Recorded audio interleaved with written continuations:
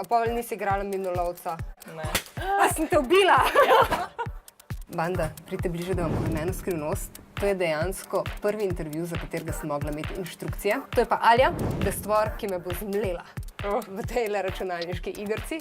A so te kaj zaboleli že možgani, ko sem rekla igrca? Malček ima ne preveč. Odvisno od tega, koliko si snob, preferiraš reči videoigre ali pa preferiraš reči igrice. A ti kdaj preklinjaš, ko ti ne gre? Jaz sem pridna. Aha. Zakaj? Zato, ker dobiš kazen, če ne. Kdo te kaznuje? V chatu, tako da te drugi slišijo, ali pa voice chatu, če je voice chat, te lahko prijavijo. Jaz sem umrla zdaj, le sem tako, da veste. Za tebe so igre v bistvu nek del realnosti ali pobeg iz realnosti? Zame je to bolj druženje. Igram z ljudmi, ki jih pač poznam. A ti sprejmeš vsakega za gamerja? Jaz bi rekla, da komorkoli, ki se želi igrati.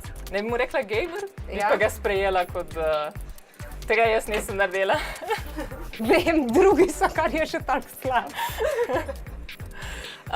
Bi ga brez problemov sprejela pač k nam v igro. Če hočeš res naziv gamerja, ker to je nek naziv, ki ti ga drugi dajo. Aha, to ne moreš si sam reči, jaz sem gamer, drugi te morajo določiti. To je še vedno nek naziv, ki si ga moraš prislužiti. Pač se sam poimenuješ kot nekega strokovnjaka v nečem, ne vem, koliko to vredno.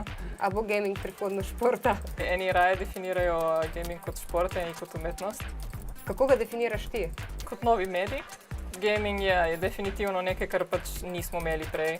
Tako kot televizija na začetku zgleda nekaj strašnega, nekaj, kar se starejše generacije bojijo. Ali ta medij spada med šport ali med umetnost, bomo videli, v kaj se razvija. Kako bi pa rekla, da je preveč iger na dan, če bi to sploh rekla? Toliko, da potem, ko sediš, ne čutiš več nog, to je po moje definitivno preveč. Pa na WC je fajn iti vmes.